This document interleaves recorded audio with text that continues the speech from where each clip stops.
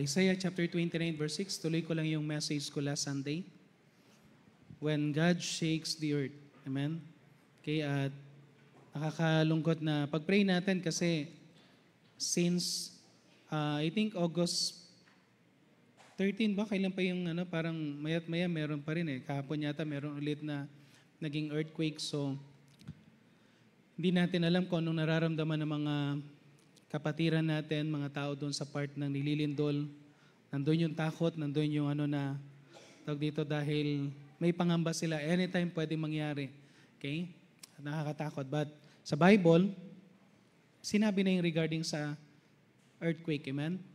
Sabi sa may Isaiah chapter 29 verse 6, pwede tayong tumayo. Basahin uli natin yung dalawang talata. Verses, ay tatlong verses lahat pala ito, no? Dalawang talata sa Hebrews. But dito sa may Isaiah chapter 29 verse 6, ang sabi diyan, ready go? Thou shalt be visited on the Lord of hosts with thunder and with earthquake and great noise with storm and tempest and the flame of devouring fire. So pag nag-quake ang nagkakaroon ng nag-shake ang earth, God is visiting us. Kaya ibig sabihin ng visiting dito is hindi lang yung para tayo, kundi sometimes we need to be wakened, sometimes we need to be rebuked, sometimes we need to be reminded. Kaya may mga things na kailangan sabihin sa atin ng Panginoon. Hebrews chapter 12 verse 26 to 27. Hebrews chapter 12 verse 26 to 27 sabi dito, whose voice when shook the earth, but now he hath promised saying, yet once more I shake not the earth only, but also heaven. This is a future things na mangyayari. What we are experiencing is yung shaking of the earth, but someday, even the heaven isi-shake ng Panginoon. At ang pinaka-purpose ng Panginoon sa verse 27, and this word, yet once more, dahil pinakamatindi ito, ibig sabihin ito yung pinakamatindi na hindi natin pa-experience sa buong buhay natin. And this will be, I think, ito ay during the Great Tribulation, na ayaw mo na talagang mabuhay. Pero may experience siya ng mundo. Sabi dito, signify it that removing of those things that are shaken as of things that are made, and those things which cannot be shaken may remain. Okay, may mga bagay na temporal, may mga bagay na eternal. Okay? So make sure that you are holding on the eternal things. You are not just holding on the temporal things. Kasi sometimes kapag naka-hold lang tayo sa temporal things, someday everything na meron ka will be shaken. Okay? Lahat ng meron sa'yo, yung bahay na pinundar mo, kayang i-shake ng Panginoon. Yung mga bagay na pinagmalaki na mga nagawa ng maraming mga bansa, pwedeng gibain ng Panginoon in just a minute, in just a few hours, pwedeng sirain ng Panginoon. Okay? Kaya we need to be sa mga temporal, sa mga eternal. So tayo po muna yung manalangin. Let's pray. Heavenly Father, muli po Panginoon, kami pong muli dumudulog sa inyong trono. Samahan niyo pong muli kami as we listen sa continuation, Panginoon, ng message namin regarding sa message when God shakes the earth. Lord God, we know that you are visiting us. You have a message to us. And I pray, Panginoon, na tulungan niyo po kami na makita namin ang pinakamensahe ito.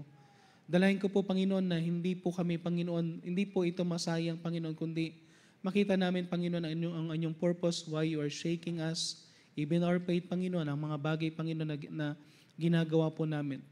Just to remind us, Panginoon, just to rebuke us, at maging seryoso kami, Panginoon, sa mga things na kailangan namin pagkukulan ng pansin. Samahan niyo pong muli, Panginoon, kami sa pakikinig ng inyong salita. Bigyan niyo po ako ng wisdom, samahan niyo po ako ng inyong banal na Espiritu. Patawarin niyo po ako sa aking pagkakasala at ganoon din po sa bawat isa. Anumang bagay na kasalanan, Panginoon. Alam po namin, Panginoon, na sa inyong harapan, walang maliit, walang malaki. So I pray na tulungan niyo po kami to live a holy life. At kapag kami po ay nare-rebuke, tulungan niyo po kami, Panginoon, na makita namin ang bagay nito para kami rin po, Panginoon, ay maging rapat-dapat sa inyong harapan. Ito na po ang aming samodalangin sa pangalan ng Panginoon Jesus. Amen. Pwede na po tayo maupo. First time na nangyari sa Pilipinas na sinishake ng Panginoon Luzon, Visayas, Mindanao. Before, nagkakaroon tayo ng matinding earthquake. Naalala nyo before na pag nagkaroon ng earthquake sa Pilipinas, magkaroon ng earthquake sa ibang bansa. Pero Hindi yung Pilipinas lang. Ngayon parang nagkakaroon tayo ng earthquake sa Luzon, pupunta sa Visayas, pupunta sa Mindanao, maya-maya babalik ulit, paulit-ulit. And sabihin ko sa inyo, kapag ang isang place patulit-ulit na niyayanig, merong message. And I think isang bagay na sabi ko na nga last time, before meron tayong kasiguraduhan, meron tayong security ng Panginoon. Hindi niya basta-basta haya ng Pilipinas. Why? Because of a lot of work sa Philippines. Maraming mga churches ngayon, very active ang churches ngayon, maraming mga missionaries na lumalabas. But mind you, kailangan natin ma-realize na marami na rin bumabagsak. Amen? Maraming churches ngayon bumabagsak bumabagsak na sa kanilang standard. Maraming mga pastors ngayon, before they are concentrated in preaching the Word of God, na kahit walang support, magpipreach yan. Kahit hindi nila alam kung kakain ng family nila, they will be preaching. Pero ngayon, ang gaganda na ng mga churches, ang gaganda na ng support, magaganda na lahat ng mga privileges, and yet, ang nakakalungkot, katulad din ng ibang bansa, kapag pumasok na yung worldliness, kapag pumasok na yung pagkakaroon ng low standard, and even sin not just in pews but also in the pulpit, delikado na rin tayo. Honestly speaking, dahil sa nangyayari sa paligid natin, kailangan natin ipag-pray ang mga bawat Kristiyano, especially pastors. Amen? Pag-pray natin. Kasi pag wala nang magpipreach patungkol sa holiness, wala nang magpipreach about the standard, at marami ng pastor na nagpipreach pa rin kahit na nahulog na sa tulay, hindi na maayos ang testimony, part ng corruption, part ng mga maling gawa. Sabihin ko sa inyo, ang nakakatakot ng Pilipinas. At once na tinanggal ng Panginoon ang protection sa Pilipinas, grabe kung anong pwedeng mangyari sa atin. God is using us as a missionary sending nation, pero pwede tayong bumagsak anytime. Amen? So nakita natin last Sunday, when God shakes the earth, first, earthquake reveals the foundation. It reveals the foundation. Nire-reveal nito our spiritual condition. Ano bang mga spiritual foundation natin ngayon? Gaano ba tayo ka-mature? No? Paano tayo nagsuserve? Pag sinake ng Panginoon ang finances natin, pinapakita ng Panginoon, sino ang priority mo? Pag sinake ng Panginoon ang inyong health, are you willing to serve? Last time, tinanong ko yung mga staff. Sabi ko, may mga staff kami, may mga workers kami, na padalas nagkakaroon ng sakit. Anong sinasabi mo sa Panginoon regarding your sickness? Nagpipray ka ba, na katulad ni King Saul, ni Apostle Paul? Na kahit hindi siya pinagaling, nagpagamit siya? Kasi kung mahina ng physical mo, tapos mahina pa emotional mo, mahina ka pa spiritual, ano pang lakas mo? Naghihintay na sa iyo yung Saint Peter. Ano pang lakas mo? Kung hindi ka nagpipray spiritually, ang emotion mo babagsak dahil ang nagpapalakas sa iyo yung spirit mo, pero pinapabayaan mo dahil nakatuon ka sa physical lamang. Sometimes maraming sinishake ang Panginoon. Sinishake ng Panginoon ang mga family natin. And we need to be careful na dapat ang priority natin, church, pag Sunday, buong family dalhin natin sa church. Kasi isi-shake tayo. Okay? Isi-shake tayo. Anong foundation mo? Diyan magkakaalaman kung anong klaseng pundasyon meron tayo spiritually. Marami sa atin madali tayong sumuko, madali tayong mawala sa ng Panginoon at mamopen sa Panginoon kapag ang pundasyon natin ay mababaw. Amen? Kailangan natin matuto na yung kapag sinake ng Panginoon ang mundo, sana makita mo yung sarili mo, ano ba yung pundasyon ko? I need to, alam niyo yung isang bagay na makikita natin, ang Japan, isa sila sa pinakamatibay na nasyon pagtungkol sa earthquake. Sanay na sila sa earthquake. Ang mga bata hindi na takot sa earthquake. Very sila. Tawag dito, hindi sila nagpapanik, meron silang way kung paano sila lalabas, lahat 'yan. At ang building nila talaga, ang pundasyon talagang maayos. Sumasayaw lang yung kanilang building. At sinasabi ng Panginoon sa atin, kailangan natin ayusin ang mga pundasyon natin. Amen? At naalala ko tuloy dahil ang ating pinaka-team is faithfulness and fruitfulness. And God reminded me sa mga staff, hindi natin kailangan ng maraming worker kung hindi dedicated. Sabi ng Panginoon kay Gideon, hindi mo kailangan ng 32,000 men kung yung 22 ayaw lumaban. Hindi mo kailangan yung naiwan na 10,000. Sabi ng Panginoon pa rin kay Gideon, Gideon, hindi mo kailangan ng 900 or 9,700 na kayang lumaban, walang kinakatakutan, pero ayaw sumunod. Ayaw mag-submit. Ang kailangan lang ni Gideon, 300. Few men. And sometimes kailangan natin tignan. Alam nyo, kailangan natin tignan yung ano natin na i-examine natin to sa bawat ministry. Hindi natin kailangan ng maraming choir members na hindi naman din dedicated. Hindi natin kailangan ng maraming orchestra members na hindi dedicated. Kailangan natin tignan yung pundasyon natin. It might be na tayo ay kala natin okay ang church natin pero hindi tayo okay kung ang pundasyon natin mababaw na. Amen? Amen? Siguro kailangan tingnan natin na parang sinasabi ng Panginoon, it's time na ayusin natin ang pundasyon ng bawat isa sa atin. Kung binigyan ka ng ministry, sabi ko nga last time, you need to cry for your ministry. Iyakan mo ang ministry mo because someday pag inalis ng Panginoon ang ministry mo, iiyakan mo yan ng gusto. Ngayon pa lang, iiyakan mo na. Na Lord, bigyan mo ka ng good foundation, good yung good motivation, good na vision dito sa ano na yan at good na intention sa ginagawa mo. Because God will shake. At i-rebuild niya yung foundation. Another thing, it will remove the fetters. It will remove the chains. Okay, may mga things na kailangan ang ginawa ng Panginoon because they were in bondage. Sila Peter, anong ginawa ng Panginoon? Tinanggal sila sa chain. Ayaw ng Panginoon na ikaw ay nakagapos. At maraming Kristiyano ngayon, bakit tayo sinishake ng Panginoon? Because we are already in the chain of darkness. Marami na tayong pinapasok. Imagine mo, maraming churches ngayon pinapasok ng mundo sa church. Ng church nagiging worldly, tapos ang world nagiging churchy. Yung mga politician nag-i-amen. Gagamitin na nila yung mga salitang hallelujah. Tapos pagdating sa church, nagiging naman tayo mga worldly. Pumapasok ang worldliness. Pumapasok ang double standard. Alam niyo, isang bagay na natuwa ko, merong isang church na pumunta sa church natin, umattend sa church natin, sabi niya, Pastor, for the first time, nakakita ko na isang malaking church na very simple lang ang mga tao. Wala akong gaano nakitang naka-makeup. Wala namang masamang mag-makeup, wag lang masyadong makapal.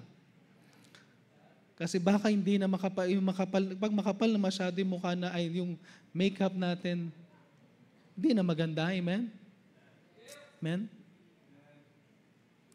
Pero lang isang bagay, yung simplicity, na sometimes kapag kuminsan nakikita natin ng Panginoon, sinishake na tayo because hindi natin alam na nakagapos na tayo, marami na tayong addiction sa cellphone, sa Facebook, sa games, sa pinapanood. Baka may mga iba dito nagmamadali kasi baka ma-miss yung isang series sa pinapanood. Mag-ingat tayo, baka tayo ay addicted na kailangan tanggalin yung bandage. Amen? Number 3, kasi nandun tayo sa number 3, earthquake remains the faithful. Hindi ko alam kung tama yung aking yung grammar dyan, pero sabi dito sa Hebrews chapter 12 verse 27. Kay Hebrews chapter 12 verse 27. Ang sabi dito sa may is, Hebrews chapter 12 verse 27, and this word yet once more signified the removing of those things that are shaken. Tatanggalin ng Panginoon yung mga bagay na nasi-shake. Tatanggalin ng Panginoon yung mga bagay na namumove. Pero once na nagkaroon ng earthquake, sabi ng Panginoon, there are things that cannot be shaken. There are things that cannot be shaken. There are things that cannot be removed. There are things that will remain. Alam niyo, ang ganda, di ba? Pagka shinik ng Panginoon yung earth, tapos lahat bumagsak, mayroong isang tower o isang building, isang bahay na nakatayo, na nag-stay. Amen? Na nag-remain. Alam niyo, ang gandang testimony. And sometimes ginagawa ng Panginoon, nire-remove niya, pinapakita yung foundation, nire-remove niya yung chain. But one thing na sinasabi ng Panginoon, this time, pag sinake ko ito, makikita talaga kung sino may puso. Ulitin ko, hindi kailangan ng Panginoon ng maraming nagpapanggap lamang na naglilingkod, pero hindi talaga naglilingkod. Pag pumunta ka sa church, makikinig ka, hindi ka matutulog, wala ka ibang ginagawa, hindi ka nakikipag-usap, talagang nakikinig ka lang. Because sometimes ang ganda ng message, pero hindi mo naririnig. Sometimes hindi kailangan namin sumigaw, kailangan pumukpok, kailangan kung pwede lang, mag-apoy ka na rito para makuha mo yung attention.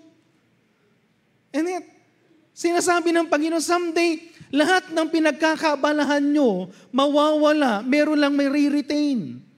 At sana, wag tayo dun sa temporal, dun tayo sa eternal. Amen? Ang sabi niya sa Psalms 46 verse 1 and 2, God is our refuge and strength, a very present help in trouble. Therefore will not we fear, though the earth be removed and though the mountain be carried into the midst of the sea. Ang sabi ng psalmist, doon na tayo sa Psalms 46, brother. Ang sabi ng psalmist, nasa ano na pala ako, naligaw na sa 46, ano pa yan? Hebrews chapter 12 verse 26, nasa last point na pala ako, no? Hebrews chapter 12 verse 26, whose voice when shook the earth, okay, sabi yan sa may Revelation 16 verse 18 na lang. Revelation chapter 16 verse 18. Ito yung mga future things na mangyayari. When there were voices and thunders and lightnings, and there was a great earthquake, such as one not since men were upon the earth, so mighty an earthquake and so great. Tandaan natin to, no? Sa future events, magkakaroon ng matinding earthquake na hindi pa na-experience ng tao. And by the way, ang earthquake is a form of judgment. Sometimes ang earthquake ginagamit ng Panginoon para pakita na siya ay makapangyarihan. Sometimes ang earthquake ginagamit ng Panginoon para palayain tayo sa chain, but one thing na ginagamit din ng Panginoon ng earthquake to give judgment. It is a final judgment. Removing the things that are shaken and showing the things that cannot be removed. Pinapakita dito kung sino yung hindi magre-remove. So may mga things na kailangan natin makita. And so I pray na pag may ginagawa ka sa Panginoon, seryosohin mo na. Magpapanggap ka na rin lang, seryosohin mo na. Huwag ka na magpanggap na masipag, maging masipag ka na. Amen? Huwag ka na magpanggap na faithful, maging faithful ka na. Kasi sabi sa 2 Corinthians 5 verse 9. 2 Corinthians chapter 5 verse 9. Wherefore we labor that whether present or absent may be accepted with Him, for we must appear. Sana pag naglilingkod tayo, hindi lang yung present or absent, hindi lang tayo naglilingkod dahil may nakakakita. Dahil sabi dito, we must appear before the judgment seat of Christ. Every one of us mag-aarap that everyone may receive the things done in his body according to that he had done, whether it be good or bad. Someday haharap tayo sa Panginoon. Itetest ng Panginoon lahat ng work natin by fire para malaman ng Panginoon kung sino yung naglilingkod na totoo at hindi. And honestly speaking, ikaw mismo alam mo kung totoo ka o hindi. Alam mo kung hindi ka nagiging totoo sa paglilingkod. Alam mo kung masyado kang relax sa Christian life. Alam mo kung talagang busy ka talaga. Alam mo kung talagang meron kang joy in serving. Alam mo yan. Alam mo kapag nagkukulang ka sa Panginoon. Kaya kapag nagkakaroon ng ganito, maraming tao takot, maraming tao hindi alam ang gagawin. Why? Hindi pa sila handang mamatay kasi wala pa silang nagagawa. John chapter 9 verse 4, for the sake ng time. Ang sabi dito, I must work the works of Him that sent me while it is day, the night cometh when no man can work. There will come a time. Hindi mo sabihin mo, Pastor, hihintayin ko ang rapture. Paano kapag hindi mo na nahintay ang rapture? Pastor, mahaba pang buhay ko. Paano kapag bukas mamamatay ka na? We need to realize na ang paglilingkod, maglingkod ka habang buhay ka. Kasi hindi mo alam kung bukas, buhay pa tayo. Maraming tao natulog, hindi na nagising. Maraming kumain, namatay habang kumakain. Amen? Maraming namatay na nag-i-enjoy sa isang activity habang nag-i-enjoy. Di ba may mga namatay na nanalo sa game? Nanalo sila sa basketball, paya-maya bagsak. May isang boksingero na siya yung diniklarang panalo, pero pagbagsak siya yung patay. Hindi mo alam kung kailan. Alam mo, mas maganda yung, alam mo, nag-serve ka. Someday, pagdating sa langit, ito yung mga eksena na pag-aralan nyo na. Pag-isipan mo na, ano kayang eksena ko paghaharap ako sa judgment seat of Christ? Ano kaya yung makikita kong maiiwan na ginawa ko? Ano kaya yung totoo? Ano kaya yung hindi? And by the way, tingnan natin maigi, ano ba yung ginawa ko? Para sa sarili ko, para sa Diyos? Para mag-glorify ang Diyos o para maitaas yung sarili ko? Someday, ito yung isipin nyo rin. Someday sa Revelation chapter 4 verse 10, the 4 and the 20 elders fall down before Him that sat on the throne and worship Him that liveth forever and never. And part of their worship, tingnan nyo na rin ang itsura nyo pagdating ng pag-worship natin sa Panginoon. Part of their worship is to cast their crown before the Lord. Meron ka kayang crown na may bibigay sa iyo pagkatapos ng judgment seat of Christ? Doon kaya sa mga crown na ibibigay ng Panginoon, meron ka kaya? Parang baka pwedeng naging membro ka lang, pero hindi ka naging servant ng Panginoon. And someday, makikita mo yung mga tao, nag-worship sila, Lord, lahat ng ginawa namin na to, hindi kami karapat-dapat, itong mga bagay na binigay mo sa aming crown, para sa iyo ito. Tapos ikaw wala kang maibigay kahit isa. Ang hirap nun, ano? You need to make sure na meron kang crown. And once na binigyan ka ng ministry, make sure na yung ministry mo na yan, meron kang crown. Tingnan nyo sa Revelation chapter 3 verse 11. Pwedeng mawala yung crown. Ang sabi ng Panginoon, behold, I come quickly, hold that fast which thou hast, that no man can take thy crown. Do not allow your crown na mawala. Do not allow yung crown na yan, na someday gagamitin mo sa pag-worship, mawala ng walang saysay. Amen? I pray na, isipin mo na to, someday haharap ka sa Panginoon. Kaya mo bang hawakan na, Lord, hindi ako nakatingin sa temporary, kundi nakatingin ako sa eternal. Dahil ang mahalaga sa akin someday, pag mamamatay ako, haharap ako sa iyo, I could worship you with my crown. At ang malalaman ko na meron ako na maririnig ko sa iyo, thou good and faithful servant.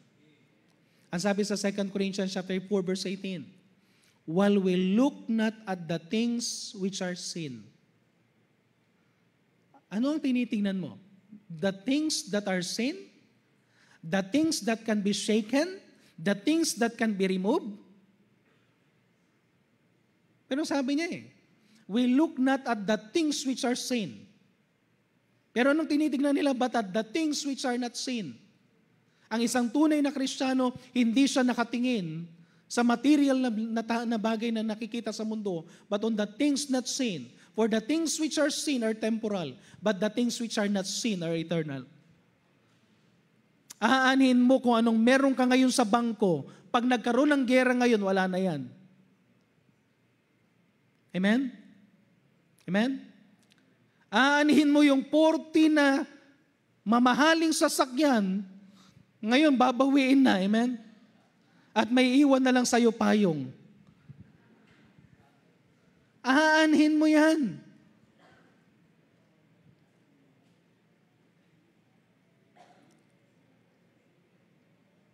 Aanhin mo yung takot ka palagi dahil pag lumitaw na yung witness, na totoong witness at hindi false witness, manginig ka na. Kasi mauungkat-ungkat na lahat. Yung takot na kapag nanalo yung kinatatakutan nilang kandidato.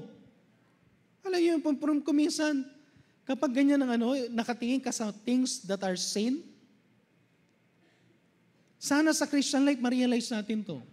Do not just look on the things that are sin, because kayang i-shake yan ng Panginoon. Pwedeng i-remove yan ng Panginoon. Pero yung ginagawang paglilingkod, hindi yan na-remove. Sabi ko nga, one time meron akong tinek sa isang pastor Okay lang yung konti lang ang pera, nakikaisama kang pera, amen? Pero nagsuserve ka sa Panginoon. Kasi meron kang eternal things. Alam niyo, enjoy lang natin yung mas physical things sa binibigay ng Panginoon, but make sure that you are holding on the eternal things. And last, earthquake rethinks the future. Earthquake rethinks the future. When the Lord shake the earth, ano yung isang bagay na ginagawa ng Panginoon? Para pag-isipan mo, anak, magising ka na nga. Ang tagal mo ng tulog. Magising ka na nga, ang tagal mo ng backslider. Magising ka na nga, ang tagal mo ng nagpapahinga sa Christian life. Wala kang ginagawang gaano. Piling mo palagi kang pagod, pero wala kang ginagawa sa Panginoon. Okay? Psalms 46 verse 1 and 2, ito yung binabasa ko kanina. God is our refuge and strength, very present help in trouble. Therefore will not we fear, though the earth be removed, and the mountain be carried in the midst of the sea, though the waters thereof roar and be troubled, though the mountains shake with the swelling thereof. Ang sabi nito, kahit na marami nang nangyayari sa paligid mo, natatakot ka ba if God is your refuge? Alam niyo yung nagkakaroon ng ang dami nang nangyayari sa paligid, pero ikaw, ano yung itsura mo? Panatag ka, why? Lord, expected na yan. Lord, sinabi mo na sa salita mo. Sa Matthew chapter 24 verse 7, there will be wars. Expect it. There will be famines. Expect it. There will be pestilence. Katulad ng, ano yung ganun natin, yung COVID. Pero mayroon ding earthquake. Lahat yan. Pero isang bagay na makikita natin, ibang-iba yung tao na nakatingin sa Panginoon. That God is His refuge. Amen? Sometimes meron tayong, alam niyo yung isang bagay na makikita natin ng Panginoon kapag maayos ka sa Christian life, Mark chapter 6 verse 50. Kahit na may nangyayari na sa buhay mo, physically, meron nangyayari sa family mo, nangyayari sa paligid natin, sasabihin lang sa'yo ng Panginoon, simpleng bagay, be of good cheer. It is I, be not afraid. Pawi na kagad yung takot mo. Amen? At ang sabi rin sa 2 Timothy chapter 1 verse 7, for God hath not given us the spirit of fear, but of power and of love and of sound mind. Wala kang takot. Pero alam nyo, once God is shaking the earth, tapos may mga bagay na gusto niyang pag-isipan mo, siguro bigyan lang natin na 4. First, re-examine your heart. Re-examine your hearts. When God shake the earth, you need to re-examine your heart. 2 Corinthians chapter 13 verse 5, examine yourself whether ye be in the faith, prove your own selves, know ye not that your own selves, how that Jesus Christ is in you, except ye be reprobates. When God shake the earth, eto preach na sa atin ni Pastor Narvaez to, crystal clear salvation. Pag nagkakaroon na ng shaking of earth, at alam mo, pwede hindi ka mag-survive, pwede kang mamatay anytime, make sure, save ka. Amen? Amen? Ako hindi ko alam kung anong ibig sabihin ng mamamatay ka na. Hindi ko alam kung anong ibig sabihin ng yun, pero ako naniniwala, Kung ang isang tao saved, tapos sinabi na ng Panginoon, this is it. Pero makakangiti ka pa rin na masasabi mo, Lord, kung ito na yon, then ready ako, masaya ako dahil alam ko save ako. Pero ang hirap mamatay ng isang taong hindi save. Ulitin ko, ang hirap mamatay ng isang taong hindi save. Kung hindi mo alam kung save ka, make sure that you are saved. You are not reprobate. Ang word na reprobate, peke. Nagpapanggap. Ngayon, kung ikaw ay nagliligtas-ligtasan, akala mo pupunta ka daw sa langit-langitan, pero walang langit-langitan. Sa isang ligtas-ligtasan, anong meron? Dagat-dagatang apoy. Amen? Alam, ang hirap pag mamamatay ka. Ako sabi ko nga, hindi ko alam kung ano ibig sabihin na mamamatay na, pero siguro, pag alam mo yung nasubukan nyo ba yung nalagay kayo sa situation na alam mo na talagang may mangyayari na akala mo ito na yung last. Pero mayroon kang joy na, sige kung Lord, kung ito na. Okay? May mga instances na nandun yung takot mo, pero Lord, kung ito na.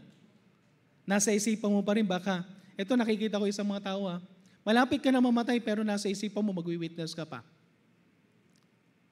Nasa isipan mo magko-comfort ka pa ng isang tao. Because alam mo save ka.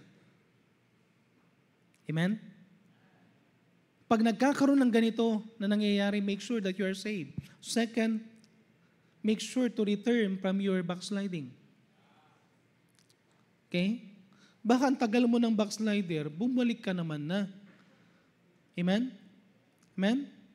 Ang tagal mo nang hindi umaten sa church, pero nakikinig ka naman sa online. Pero kung alam mong something na mayroong something sa sarili mo na kailangan mo bumalik, or kahit na nandito ka sa church, pero alam mo hindi ka pa maayos sa Panginoon. Ang backsliding, hindi ibig sabihin na nasa church ka, hindi ka na backsliding. Backslider tayo kapag hindi natin ginagawa kung ano yung sinasabi ng Panginoon. May pinapagawa ang Panginoon pero hindi ka kumikilos. Ayaw mong gawin. Ano sabi sa Jeremiah chapter 3 verse 22? Return ye backsliding children, and I will heal your backslidings. The only person na pwede mag-heal ng backsliding natin is no other than the Lord. Amen? Hindi ka pwedeng magpanggap na okay ka lang. Pag hindi ka okay spiritually, then sabihin mo, Lord, help me for my backsliding. Heal me for my backsliding. Gusto ko nang itama yung mali ko. Kailangan ko nang tanggalin yung kasalanan na ginagawa ko. Mayroong mga bagay na nagpapalayo sa akin, kailangan ko nang tanggalin yan. Alam nyo, pag nagsimula ang Panginoon to heal your backsliding, hindi ka manghihinayang sa bagay na mawawala sa iyo para lang makuha mo na makabalik sa Panginoon. Amen? Kaya mong i-give up ang wrong relationship. Kaya mong i-give up ang isang addiction. Lord, heal my backsliding.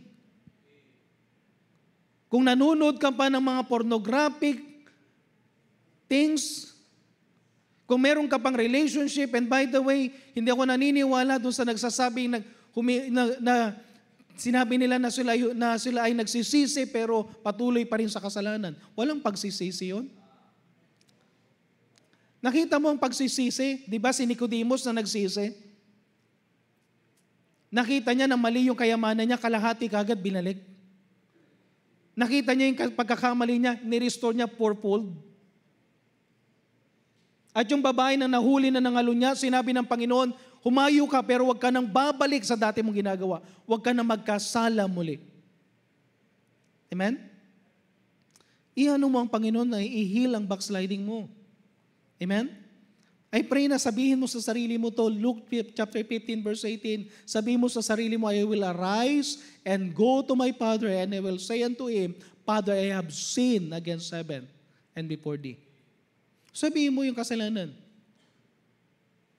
And I am no worthy to be called thy son. Make me as one of thy hired servants. Saka ka lang magiging maayos. Number 3, reorder your priorities.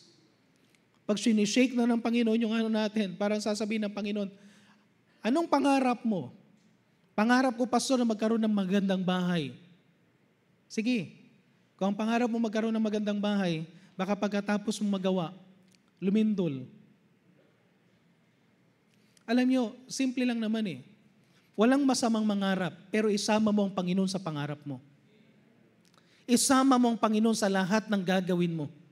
Make sure na yan ay kalooban niya at make sure na nauuna siya. Ang sabi sa Matthew 6:24, you cannot serve two masters. You cannot serve two masters. You cannot serve God at the same time serving mammon. Dapat unahin mo ang Panginoon. Alam nyo, pag nag-serve tayo sa Diyos, wala kang iisipin sa finances. Pag nag-serve tayo sa Panginoon, wala kang iisipin sa ano. Hayaan mo ang Panginoon na mag-provide. And by the way, hindi ka pinangakuan ng Panginoon ng luho. Pinangakuan tayo ng Panginoon ng needs. Na ipoprovide niya yung needs. Ngayon, kung puro luho ka, tapos nauubos yung pera mo sa need mo, kasalanan mo. Pero ang gusto ng Panginoon, maging priority mo muna siya. Marami sa atin, baka niyayanig na, no? Marami ng pagyanig at sana we are thankful na hindi tayo hinayanig. Pero kung may mga something na wrong sa buhay natin, sana nagigising tayo. Amen? Then last, rebuild your life in Christ. Rebuild your life in Christ. Huwag mong i-build yung buhay mo sa mga bagay na makamundo. Okay? Alam nyo kung makamundo yung buhay natin, makikita natin eh. Makikita mo, buhok mo, mukhang mundo. Anong kulay? Again, pastor, walang masamang magpakulay kung binabalik mo lang sa kulay at ano na. Pero yung magkulay ka ng kulay green, kulay red, kulay pink, ito mas matindi. Yung pride color. Anong kulay yan? Lahat. Sabihin ko sa inyo, pagka binago na natin, pati ang lifestyle natin, binago natin ang buhok natin, binago natin ang damit natin. And hilingin ko lang sa lahat ng mga tatayo sa pulpit. Pinag-usapan namin to ng mga men. Kasi nagkakaroon na ng pwede bang lahat ng tatayo sa church, dito sa pulpit? Kasi meron nang nauuso na jeans tapos nakasuit, di ba? Ngayon naman, nagiging uso ngayon sa pulpit ngayon is naka-jeans, naka-rubber shoes o kaya balat pero merong puting yung puti na kulay na parang nagiging casual yung sapatos. Tapos, nakabarong. Imagine mo, pinalitan mo na yung standard mo sa sapatos mo, palitan mo na yung standard mo sa barong na lang. Sa susunod, tatanggalin mo na yung barong. Nakukuha nyo? So, pwede bang pakiusap ko lang sa lahat ng tatayo sa pulpit? Either magpapakilala ka ng visitor, either ikaw ay magsusong lead, kahit anong gagawin mo, kahit kasama sa choir. Pwede bang pagdating sa church walang jeans?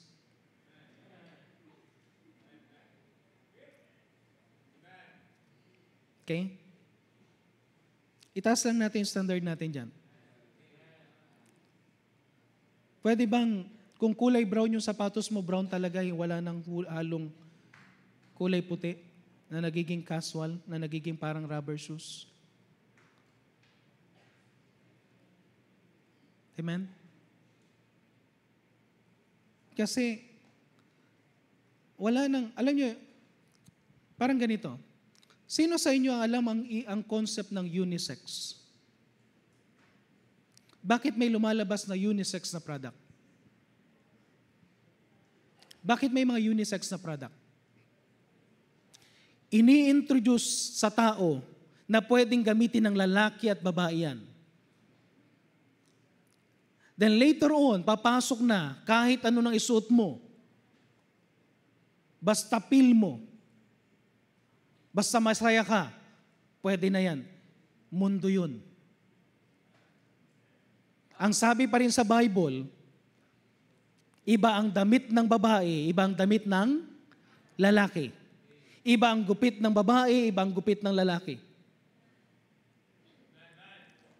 Iba ang daming mga bagay na makikita natin.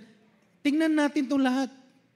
Kasi, i-rebuild natin yung buhay natin. Sabi sa Colossians chapter 2, verse 6 and 7, and as ye have therefore received Christ Jesus the Lord, so walk ye in Him. Lumakad ka katulad niya. Lumakad ka kasama niya. Rooted and built up in Him, established in the faith, as ye have been taught, abounding therein with thanksgiving. Kung ano yung tinuro ng Panginoon, doon lang tayo. Amen? Itaas natin yung standard. Okay? Men, polo, o kaya barong. Kung gusto mo mag-suit, sige lang. Pero make sure, nakaano tayo ha? Okay lang po ba? Okay? So alam mo, kapag aakyat ka rito, ikaw yung magpapakilala, kaya bibili ka na talaga ng slacks. Amen? Amen? Bibili ka talaga ng formal shoes. Hindi rubber shoes, hindi casual shoes. Amen? Amen? Ladies, dress. Amen? Mahaba pa rin yung dress natin. Amen? Ay ninyo. Habaan nyo. Huwag niyong papaikliin. Amen? Amen? Flowy, hindi pitted. Okay? Gawin lang natin. Kasi, alam niyo yung someday ganito to. Sana pag niyanig ng Panginoon ang bawat Baptist churches, sana may tatayo na nakakaiba. Sana may tatayo na kakaiba. That God will remove, but something will remain. At sana prayer natin, yung ministry natin will remain. Kaawaan tayo ng Panginoon that God will remain our ministry. Amen? So kung niyayanig ka na ng Panginoon, ano yung apat? Balik tayo doon sa apat, Brad. Reveals your foundation, removes the fetters, remain the faithful, rethinks the future. Doon sa rethink the future, Brad, yung apat. Re-examine your heart, return to God from backsliding, reorder your priorities, rebuild your life. So pwede tayong tumayo. Hindi ko alam kung saan tayo bagay na kinausap ng Panginoon, but God is shaking the earth right now. And God is shaking our life. Re-examination ito. Returning, reordering, rebuilding. Para ayusin natin yung foundation natin, ayusin natin lahat sa buhay natin. Because someday, whether we like it or not, haharap na tayo sa Panginoon. So habang tumutugtog ating pianist, hindi na natin patatagalin. If God spoke to your heart, gumawa ka ng pagpapasya, kausapin mo ang Panginoon. And maybe mayroong pag-shake ang Panginoon sa maraming area sa buhay natin na kailangan nating, Lord, ayusin mo yung buhay ko ulit. May mga things sa buhay ko na kailangan kong isaayos. At maybe na parang feeling mo, akala mo marami ka nang ginagawa, pero later on sabihin sa'yo ng Panginoon, anak, mas marami pa ako in-expect pero hindi mo nagagawa. Marami pang mga bagay na gustong iano ng Panginoon. At kung meron man dito na hindi pa nakakatiyak ng kaligtasan, even you are member ng Laloma Baptist Church, kung hindi ka pa saved, nakakatakot mamatay kung hindi ka saved. Ako naniniwala sa bawat taong namamatay na Kristiyano, merong joy merong in some way, merong ibibigay ang Panginoon na grace sa tao na yan, na meron siyang joy na makita niya ang Panginoon. Nakita niyo yung mga tao na pinugutan ng ulo pero they are ready, katulad ni Apostle Paul. People na sinunog ng buhay because of their faith pero sinisigaw pa rin is the salvation of certain place, certain people. Alam niyo, ganun yung mga taong tiyak alam nila save sila. At kung may mga bagay na inaayos ang Panginoon sa buhay natin, magpaayos tayo. Magpaayos na tayo sa Panginoon. Okay? So tayo manalangin. Let's pray. Let's pray. Heavenly Father, muli po Panginoon, kami pong muli ay nagpapasalamat sa mga biyaya niyo po Panginoon sa buhay namin. Maraming salamat po because of reminding us sa mga nangyayari Panginoon na pag-shake Panginoon sa mundo. Lord God, ito po ay isang bagay Panginoon na kinatatakutan, kinangangambahan ng bawat isa Panginoon.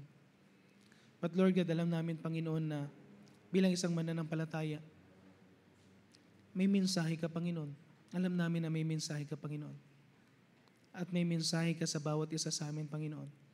Bagamat hindi namin experience mismo dito sa Quezon City. But Lord God, alam namin, Panginoon,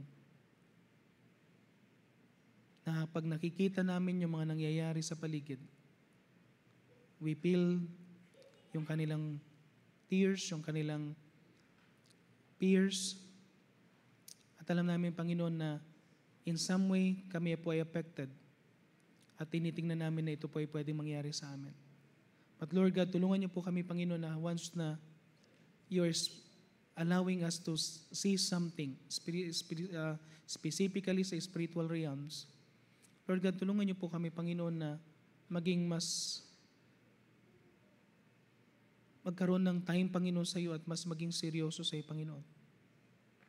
Tulungan niyo po kami, Panginoon, na seryosohin ka namin. Lord God, I pray na gabayan niyo po kami. Rearrange our life, Panginoon. Reorder our focus, Panginoon. Ayusin niyo po ang mga buhay namin, Panginoon. At kung mayroon kaming area na kami po ay nagbabackslide, Lord God, tulungan niyo po kami ibalik yung pagbabasa namin ng inyong salita, pananalangin, pag-i-spend ng time sa inyo. Tulungan niyo po kami, Panginoon, sa paglilingkod po namin sa inyo, na maging totoo ang aming paglilingkod. Ito na po, Panginoon, namin sa madalangin sa pangalan ng Panginoon Jesus. Amen.